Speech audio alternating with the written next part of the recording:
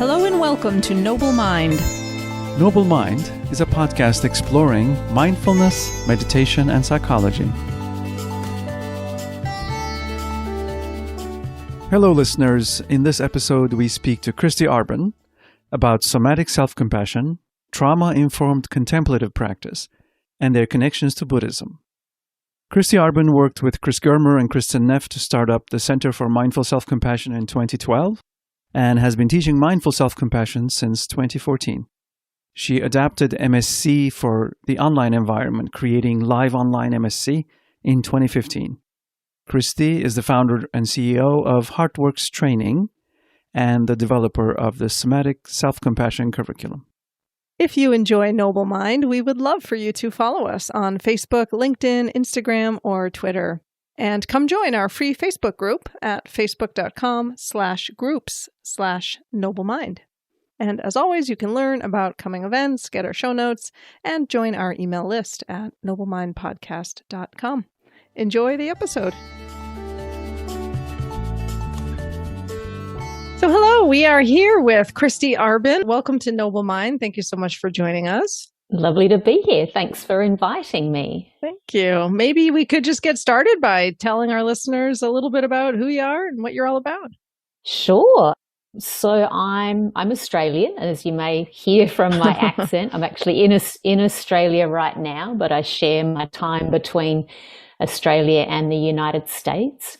I have about a 30-year practice sort of story, meditation practice story. So I've been practicing for a while now, off and on in different traditions, quite a lot in the Buddhist tradition. I really appreciate the Buddhist tradition. So that's been a lot of my practice. In my time living in the States, I worked at the Barry Center for Buddhist Studies in Massachusetts. I was the center manager there. And from there went on to work with Chris Germer and Kristen Neff, the Center for Mindful Self-Compassion, and became quite passionate about self-compassion practice, study and reflection, and kept moving in that direction, developed the Somatic Self-Compassion program. And now I guess you'd call me a freelance contemplative teacher. I don't know what we call ourselves these like days. That. I teach mindfulness. I teach self-compassion. I teach an embodied approach to contemplative work. The Somatic Self-Compassion program is very much about being embodied, and I'm very concerned about being trauma-informed as well. So that's sort of one of the main concerns in the work that I do, is that it's trauma-informed. So I guess that's a bit about me. Wonderful. I'd love to hear a little bit more about how you connect either your own Buddhist practice or Buddhism kind of more broadly to the practices of self-compassion and mindfulness as they're taught kind of more secularly. And I don't know. I know as somebody who also sort of straddles those divides, it can be sort of challenging at times, you know. Yeah. It was very interesting working at a Buddhist study center where the senior scholars there were, they know a lot about what the Buddha talked about. And they would often tell me the Buddha never talked about self-compassion. And there was some quite interesting sort of, I'll call them debates. I don't know if they were arguments, but there were some strong words about that. The Buddha never talked about self-compassion. And we never really took that conversation much further. But I think about that often. And I think that there's a strong cultural component there. The Buddha was living in a very different time in sort of the continuum of human beings, and a different place as well to where, those of us in the US or in Australia to where we are. So culture and time were very different.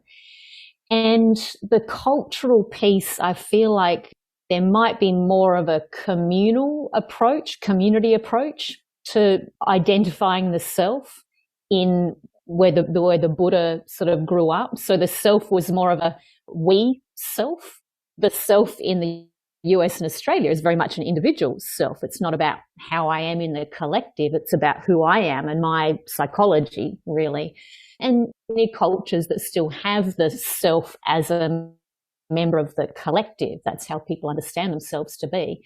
So that piece is different. And the time in history when the Buddha was alive, there was no psychoanalysis, there was no understanding of internal parts, there was no understanding of trauma. All of that was different as well. So this idea of self-compassion, I mean, it's very new. Self-compassion is very new. And in fact, a lot of what the Western culture has told us is that self-compassion is self-indulgent, it's selfish, it's throwing ourselves a pity party. And these are all sort of misgivings of self-compassion that Kristin Neff, I think, identified in much of her research. She's one of the co-developers of the Mindful Self-Compassion program. So I think what happened in the West is I think probably Christianity had something to do with some of those misgivings of self-compassion, because Christianity is sort of about giving to others and more about, not being focused on the self.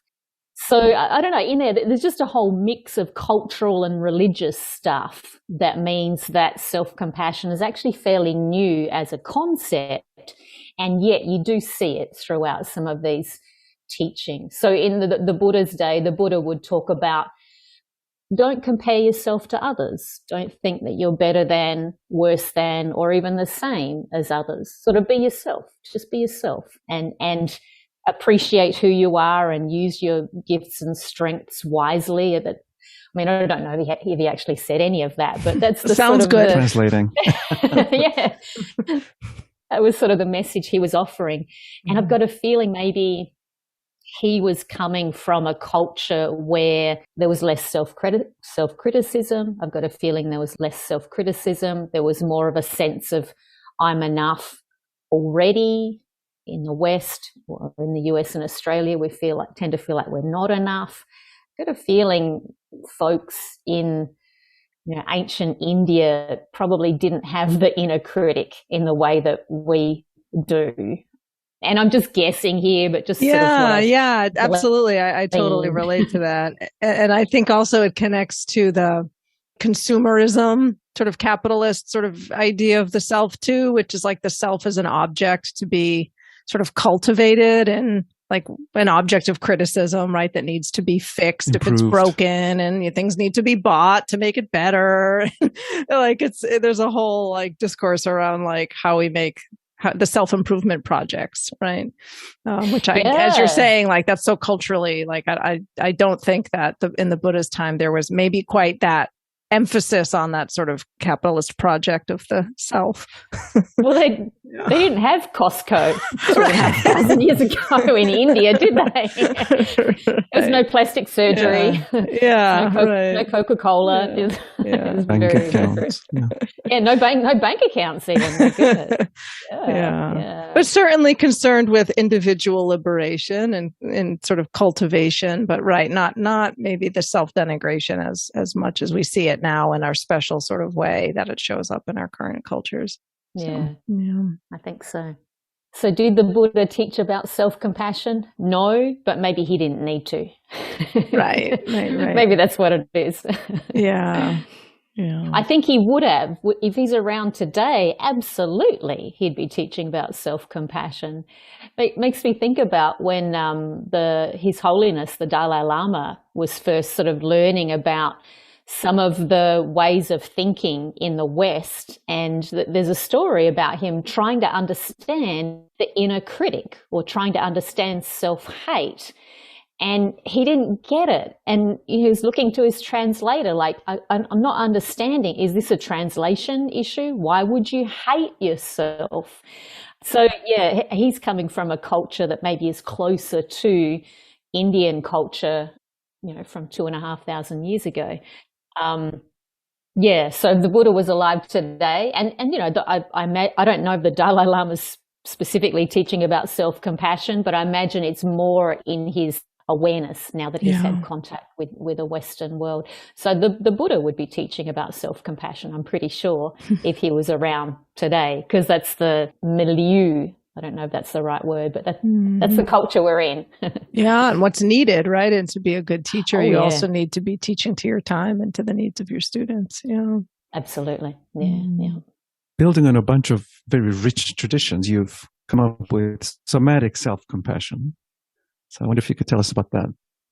Yeah, I'd love to. So as I mentioned, mindful self-compassion was sort of my entry point into self-compassion. I mean, for many people it has been. It's been the only sort of training in self-compassion that's been around. There have been some others, but I don't know that they explicitly talk about self-compassion, whereas Chris Germer and Kristen Neff's mindful self-compassion is very explicit about teaching about self-compassion. So that was pretty transformational for me to learn about self-compassion. So I've really appreciated the mindfulness and the self-compassion components of those, and really love the Buddhist pieces. There's a lot of sort of Buddhist references and Buddhist practices in mindful self-compassion. And as I was sort of moving through my own self-compassion journey, was wanting to explore more the embodied aspects of practice, and my own interests were taking me into training like somatic experiencing and internal family systems. I dabbled in Hakomi, yoga, was sort of interested in a lot of these sorts of practices. And there are some Buddhist teachers doing sort of embodied work more and more now. And I was really interested to bring in not so much the Buddhist embodiment aspects, but the secular embodiment aspects. So bring in, there's quite a lot, there's not so much reference to somatic experiencing, but we use the polyvagal theory, which is sort of an understanding of how the body automatically responds to stress. So there's quite a, I'm not going to say it's science, because I know it's still a little bit debated as to the validity of polyvagal theory, but it resonates for me, totally makes sense to me. So that's why I use polyvagal theory in somatic self-compassion. I was really interested in trauma integration and trauma healing. I have a trauma story myself, so along my own healing path was interested in that. And was also really interested in being really transparent about all of the different theories out there. So really interested in developing a program where I explain as fully as I could what polyvagal theory is, rather than just teaching practices that relied on polyvagal theory. So I think it sort of follows my own desire to understand. I'm always asking why. Why is that thing? Like, if you're not going to tell me why, I don't know if I really want to do this thing. I need to know why. So I wanted to develop a program that was pretty full in explaining the why, the science behind things.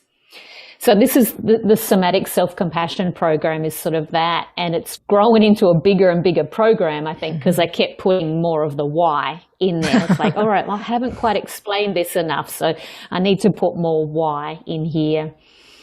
So it started off as a 9-week program.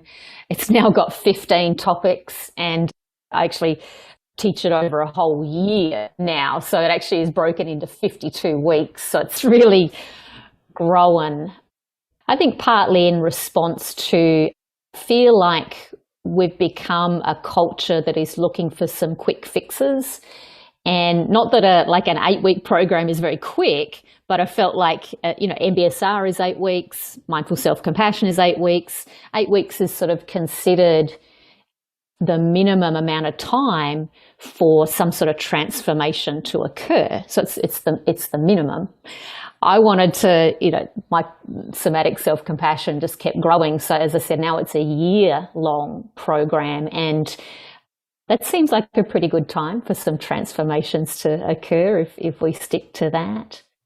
It seems like even deeper, you could go so much deeper in a year. I mean, 8 weeks, you might be able on a checklist to demonstrate some improvement, but to really have it become embodied in more of a new state, especially if we're talking about helping people heal things as deep as trauma can be. 8 weeks feels like just the beginning of the journey. It is the beginning, and it can be a great beginning. We can learn a lot of skills in 8 weeks, and what they've learned from things like mindfulness-based stress reduction and mindful self-compassion is that ongoing practice is what's really useful. The gains in self-awareness and self-kindness that we might get at the end of 8 weeks, they can be maintained if we keep up the practice, and often we need a community to support us in keeping up with the practice. So yeah, that's what I'm wanting to do, offer a community. There are people who have been doing somatic self-compassion with me for 3 or 4 years, and it's the same material. just really, that's how we improve anything, is sticking at it. And a contemplative practice really needs that sustained effort and that deeper dive as well. Mm-hmm. Go deeper in sort of a spiral fashion. Yes, that spiral. It's like, I love the spiral. And I just, when you were talking about it then, Alex, it's like we all do that spiral. It's like, all right, I do this piece of work and I say to myself, oh, great, that one's solved. I've fixed that. That one's done with. And then we come around the spiral a little bit deeper. Like, I'm back there again. Like, I thought I sorted this one out, but I'm at a slightly deeper level. And then I come around again, like, oh, okay, it's still here. That's okay. I'm at a deeper level now. So we get to this, I think we get to a greater sense of acceptance the further we go down in the spiral. But yeah, it's not linear at all, is it? And I know when I retake programs or reread books or something, like sometimes I'm like, I swear this page wasn't here last time, or like it just feels like I'm in such a different place that like some of the material just feels like it didn't even land the first time. Well, don't they say when the student is ready, the teacher appears? Right. When the student is ready, the page actually lands. It actually resonates. So sometimes we're not ready the first time around. Or, as you say, we're in a different place. So what are the core assumptions, teachings, and practices of somatic self-compassion? I'm glad you asked, Alex. That would be useful, wouldn't it? No, oh my goodness, in a nutshell. All right, this may not be a nutshell, but that was a total joke. It's a bit of a... So there's one of the basic premises of somatic self-compassion, or one of the basic understandings is that most of us have traumatic stress and most of us have trauma in our story. Research suggests that about 70% of Americans have experienced something traumatic in their lives. And when I do some sort of rough statistics or rough analysis of the folks who enroll in somatic self-compassion programs, it's around 90% of people have experienced something traumatic. So trauma is not novel, it's not unusual, it's not strange. It's actually, I don't know if it's part of our zeitgeist. It's another word I'm not sure I'm using correctly. It's part of our culture. So that's sort of one of the underpinnings there. In order to address traumatic stress, so this is stress that we hold in our body as a result of trauma. I just said we hold in our body. In order to address that, we need to address the body. We need to go to the level of body experience, find traumatic stress in our body, and learn skillful ways to deal with that. And in order to do that work, we need to find a way to safely get in touch with the stress in our body.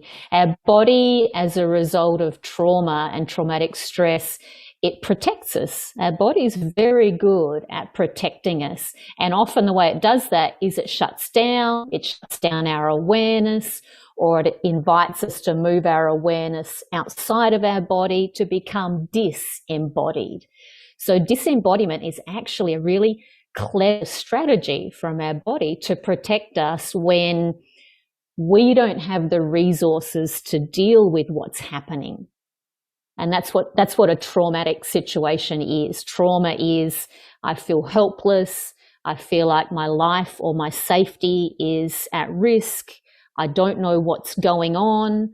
I don't have the resources to deal with this situation. So our body takes care of it for us, and it dissociates us, or, it has all sorts of things that it does to protect us, because we can't be with the traumatic situation. So to then become re-embodied, we need to be really aware that our body has tried to protect us. It has kept us disembodied for really good reasons. It can be really scary to think about becoming embodied again. So we need to do this really safely, really slowly, really, really slowly. So this is very important. And this might be why an extended program is really useful for people, and we go pretty slowly in somatic self-compassion.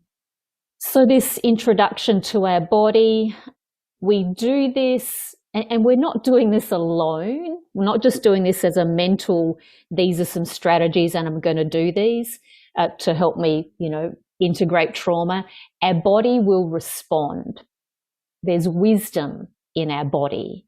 Often when we've learnt to dissociate, we've also dissociated ourselves from our internal body wisdom. So as we start to get more in touch with our body, we start to be able to rely on the wisdom of our body. And that's really important. Our intuition, our felt sense, these are our companions on the path, basically. Our body knows how to wake up. This is something that Christine Caldwell said. She wrote a book called Bodyfulness. Our body knows how to wake up. We just need to start to use some strategies, usually that we learn from other people, like from the Somatic Self-Compassion program. We use those strategies and we start to invite our body to wake up. Could you give some kind of example for that, maybe, of how the body sort of has this wisdom or knows how to wake up, or maybe a practice that helps people access that? Or because it feels a little like, if you say so. Yeah, right. Well, There's wisdom in here. Even the Buddha said, "Don't believe me just because I say it." Like, right. See for yourself. Yeah, see for yourself. Yeah. Let me see. It comes down to how we feel. It's not about how we think. It's about how we feel.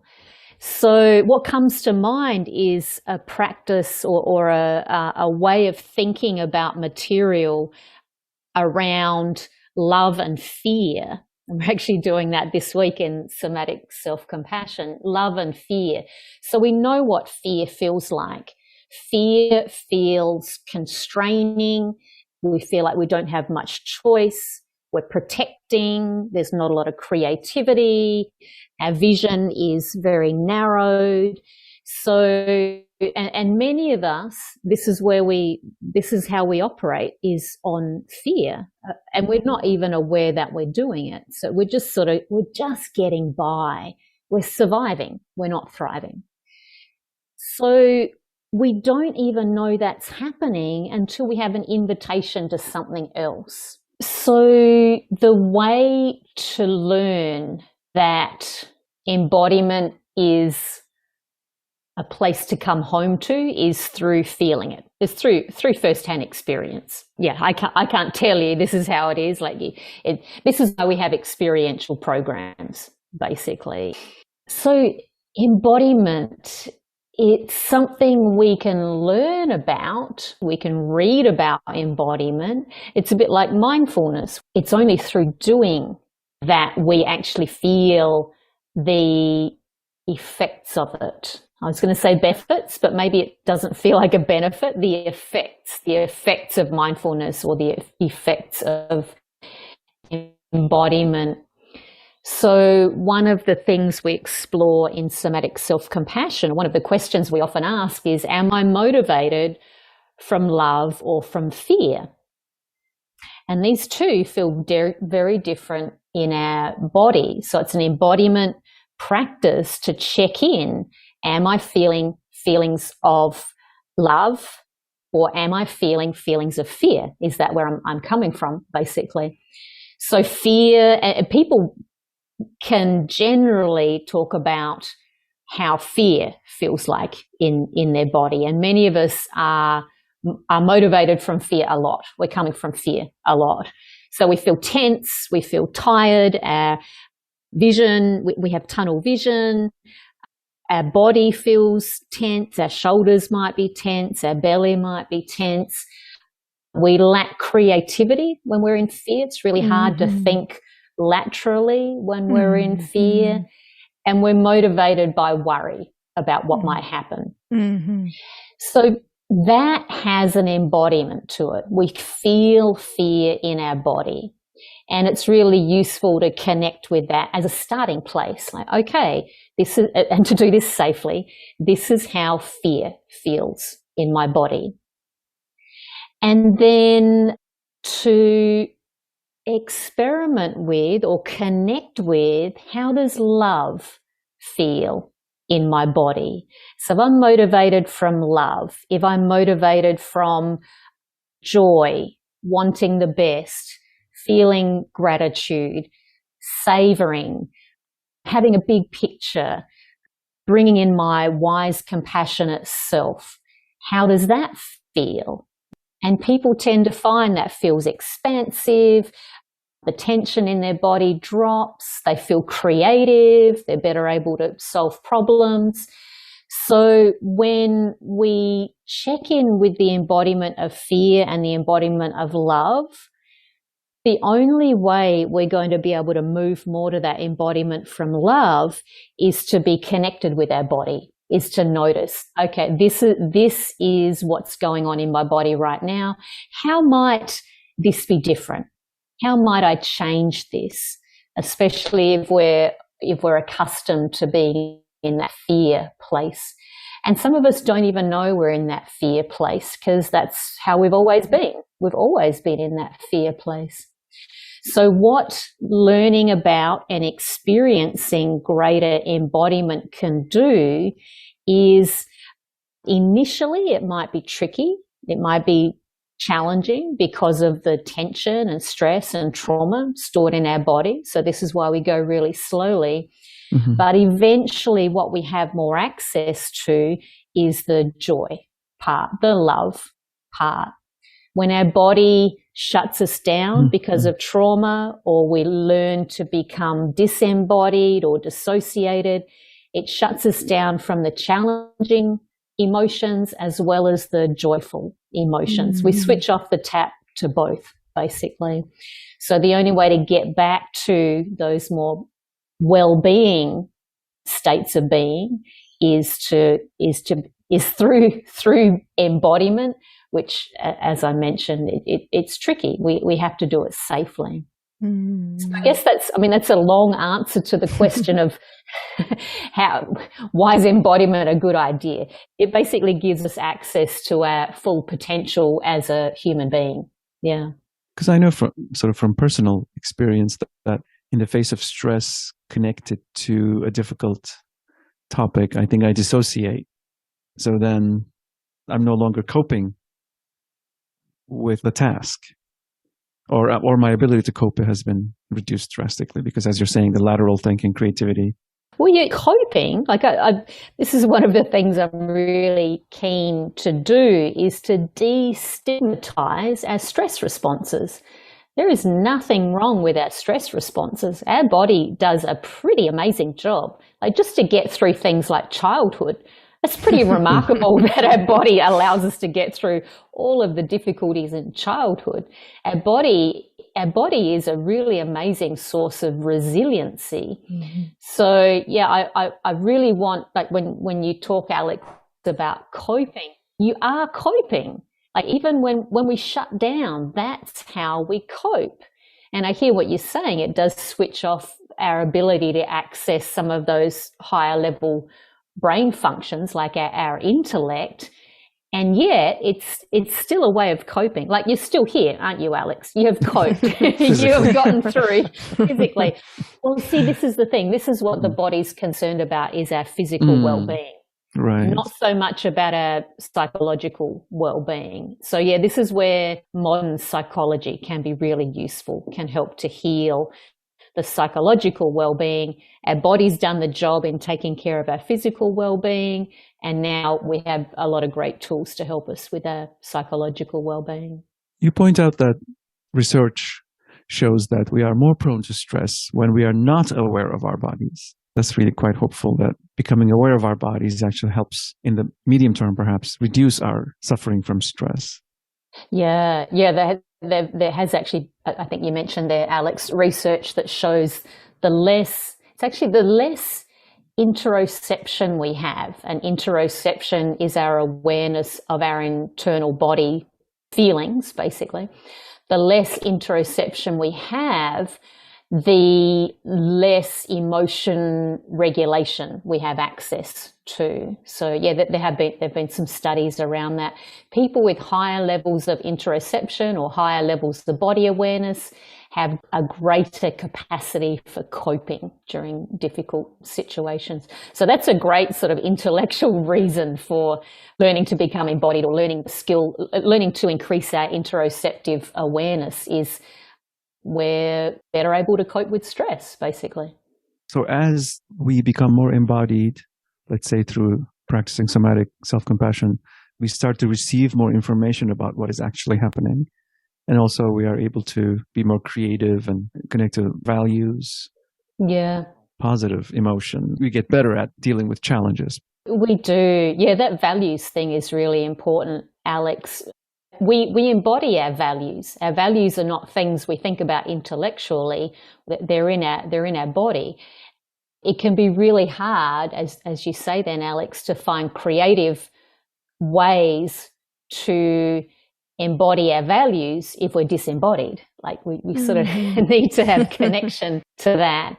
And embodiment, you were sort of touching on this, Alex, embodiment doesn't make us blissfully happy. In fact, embodiment, it opens us up to a wide range of emotions. It's like, as I said, when we turn both taps on. We turn the tap on to joy, and we turn the tap on to being with difficult emotions as well, which is why it's really important for us to learn tools to be with difficult emotions, like self-compassion tools, like mindfulness tools. Really important to go in with those tools if we're going to do some of this deeper work. So it's deeper work. It can be quite challenging, but ultimately, yeah, it connects us more with values, connects us more with other people. It's really hard to connect with other people when we're disconnected from ourselves. So we have, like, we can put our roots down. We feel more rooted when we're embodied, and from that firm foundation, we can then reach out to others, basically. So we've got to do that. We've got to do this personal work first. This is why self-compassion is so important. And it's not selfish, as Kristen Neff points out. It's not selfish. We're much more available to others when we've already taken care of ourselves. It's an essential tool in caregiving, or even in any kind of relationship. I'd love to go back to this comment you made about values, and how your values are not just something you think about, but sort of embodied in our bodies. Because I feel like a lot of us, perhaps in the personal growth realm, have done a lot of activities where we think about our values. So I'm wondering how, like, what's the differentiation there about how you sort of feel it versus think about it? Or, yeah, I'd love to understand that comment a little bit more. Values are interesting because they can come from different places. We can have values that are instilled in us from our culture. And so these values are sort of connected to our sense of belonging. I'll take on these values because they mean that I feel that I belong. And belonging is really important. You know, we need to feel, it's part of how we feel safe, is through belonging. So we can take on our culture's values. This includes things like religious values, and we can also have values that we don't know where they came from. They're just in us, basically. They're part of our makeup. So the sort of more cultural or religious values, those might be a little bit more intellectual. We can certainly embody them, but they do have more of an intellectual component, maybe. These values that sort of emerge and we don't know where they came from, these are the ones that are truly embodied.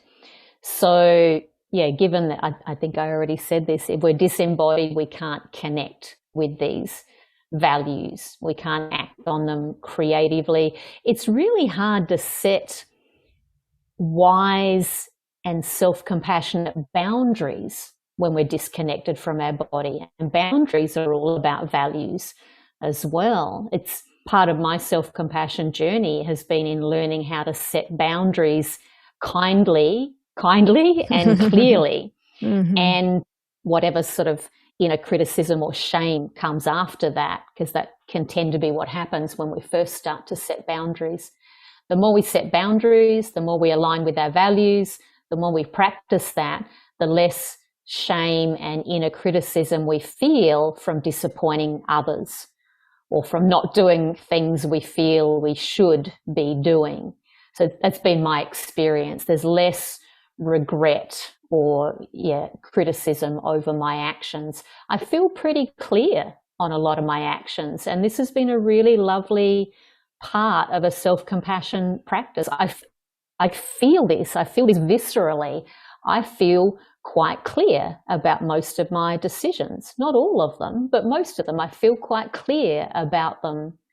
This comes from getting older as well, but it has been a definite change in my way of being in the world through self-compassion practice. I'm more confident. I have more self-sovereignty, more autonomy, basically. So that's the upside, one of the upsides of self-compassion practice. It seems like self-compassion itself is sort of a value, a way of approaching oneself, or compassion more broadly, but the way that we choose to relate to ourselves, to sort of hold that as something of prime importance in how we relate to our inner experience.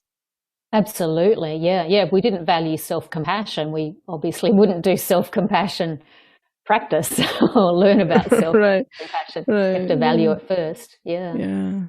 For someone who needs self-compassion seems like what? Like what? Yeah. You think that'll help me? Yeah. I'm the one who doesn't deserve that. Unworthiness, absolutely. Yeah, this doesn't Brene Brown, I don't know if it's Brene Brown or Tara Brach, one of those thought leaders talks about the trance of unworthiness. And that word trance or trance, that's really telling, isn't it? It's like we're in a dream. We're in a dream state, believing we are not worthy. And many of us walk around feeling like we're not worthy. This is our culture telling us that we're not worthy. If we'd grown up in a different culture, we absolutely would not have that belief that we're not worthy. So the good news about something that's cultural, that's learned, is we can learn something different. But it does take being in a culture that is going to support self-compassion, like doing a course, like doing a mindful self-compassion course or a somatic self-compassion course. We need to be in a community that supports another way of thinking, basically a way that says, I am worthy. I am worthy of self-compassion. Like, let me consider that. Who am I to not be worthy of self-compassion? What makes me so special that I'm not worthy of self-compassion? So how might someone dealing with traumatic stress engage safely in somatic practices? One of the very first practices that I often invite folks into is it's quite a mindfulness practice. It's simply being aware of sound. So this sound, it's one of our senses. Hearing is one of our senses, but it's seeing and hearing are the two senses that might feel most accessible to us in a contemplative practice, because they involve objects that are away from our body, basically. in trauma healing or trauma integration, if we've disassociated from our body, we don't go straight to an awareness of our body. We come to an awareness of senses, but those senses that tell us about our environment, expanded senses. So something like a sound meditation. And I've been in groups where all we've done basically, after a little bit of introduction, is we've listened to the sounds in the room. And for some people, that has been one of the most amazing experiences they've ever had. It's sort of hard to believe, but for some folks, they've never been invited to slow down and to be with their experience for 20 minutes in a way that they could keep themselves company in that way. And there's something very sweet about being in our own company as long as we feel safe.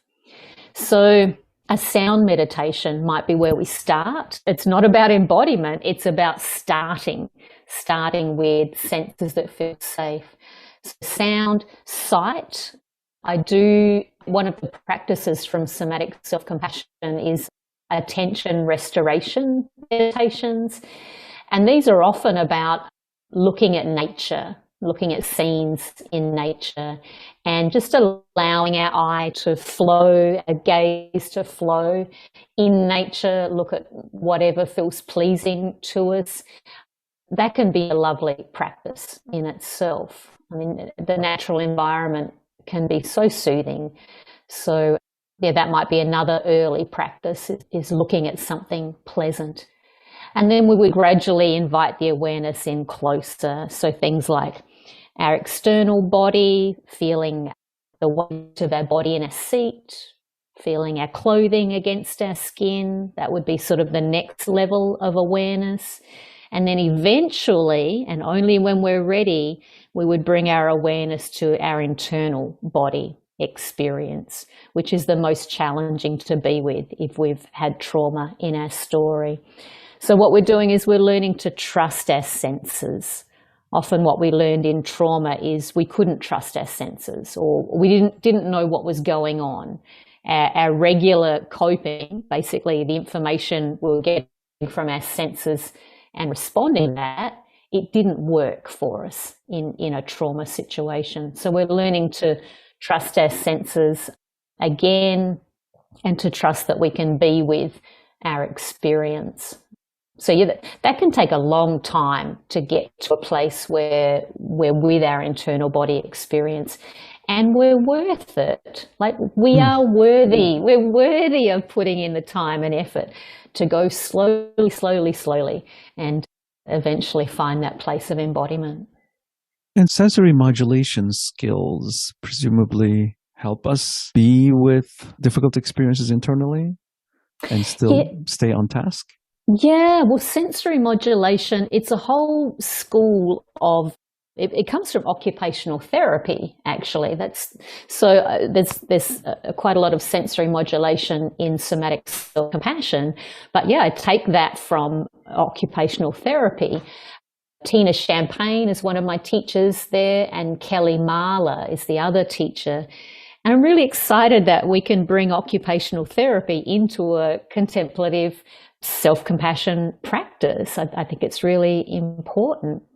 So yes, sensory modulation, if you pass those words out, sensory, meaning our senses, we actually have 8 senses: seeing, hearing, smelling, tasting, touching.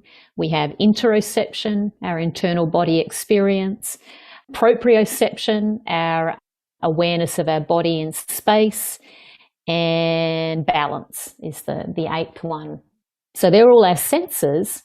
The modulation piece is, how do I adjust how much these senses are being stimulated in order to bring my nervous system back to equilibrium. So sensory modulation might be something as simple as removing myself from a room of noisy people into a space where I can be alone and can allow my nervous system to come back to some sort of regulation, that would be a sensory modulation practice.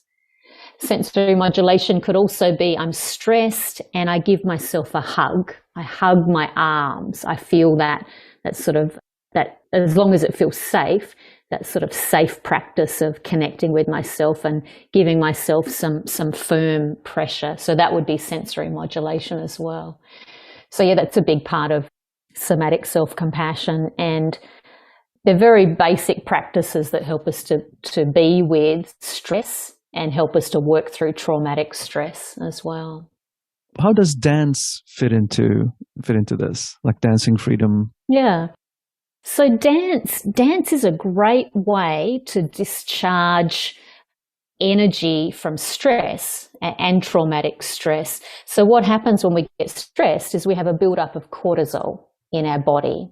What dance can do, as long as it's a dance where we don't feel too constricted, what dance can do is movement helps to metabolize cortisol. Basically, cortisol stays in our body for a couple of hours, actually, after we feel a stressful event. So that it hangs around there. All our lovely happy neurochemicals hang around for a number of seconds. Cortisol hangs around for a couple of hours. Not fair. I know it's not fair. So one of the ways to move that cortisol through our system is to move our body. Moving our body, as I said, helps to metabolize cortisol, also introduces some well-being neurochemicals into our system. We feel endorphins when we move, basically. Just the act of standing up introduces some endorphins into our system. Sometimes that'll be what trauma therapists will suggest. Hey, why don't you just stand up now? Just get just a little bit of movement, a little bit of choice, knowing I have choice. That's another thing around trauma integration, is feeling like we have choice. So yeah, dance is a lovely sort of extension of that, metabolizing cortisol, introducing endorphins into our system. And somatic self-compassion happily focuses increasing well-being and pleasure, connecting with values, self-care. Yeah. So it's not all painful stuff. No, it's not. That's the tricky thing with a self-compassion program, is we don't need self-compassion unless we're stressed, and we need to get in contact with some of that stress before we can practice self-compassion, and we need to sort of integrate some of that stress. We need to learn things like, I can be with my stress. I have skills. I have resources. I'm not the only one who feels stressed. Other people feel stressed as well. It's sort of the common humanity piece that Kristen Neff talks about. So yeah, it is the way. It is the fact with these kinds of. I mean, I guess all personal development programs, we have to face some of our difficulty before we can sort of realize some of what comes after that, the silver lining or the learning that came from that.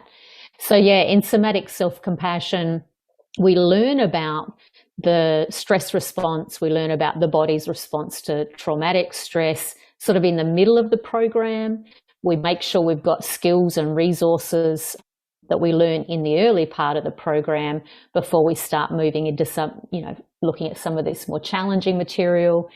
And then we finish the program with, as you say, Alex, talking about well-being, pleasure, eudaimonic well-being, being in flow. That's a lovely practice that I think is sort of not talked about a whole lot, being in flow. Spirituality, connecting with community. So that's sort of how we finish off the program. So yeah, you're right. It's not all doom and gloom, Alex. So this has been a wonderful conversation, Kristy. I'm wondering if folks are listening in and interested in learning more from you or learning more about somatic self-compassion. Where should they go? Where can they find you? Sure. Thanks for asking, Kate. So I have a website, KristyArbon.com. Yes, KristyArbon.com. And that has all of has courses on there that I do. I don't do as many as I used to. I'm really focused on this year-long somatic self-compassion program. But I also do some facilitator training, so helping people who are teachers or therapists or coaches, helping them learn some of these trauma integration skills and these sort of embodiment skills. So that's sort of what I do. My website also has a lot of meditations and articles and things that folks can access.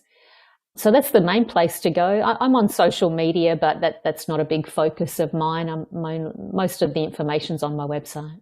Thank you so much, Kristy. It's been really nice chatting. You're welcome. Thank you so much for having me. Thank you. Thanks for listening today. If you enjoyed this episode, we hope you'll hit subscribe, leave us a great rating or review, and spread the word. You can also go to noblemindpodcast.com to join our email list.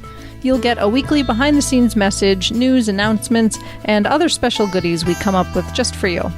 Thanks for listening, and bye for now.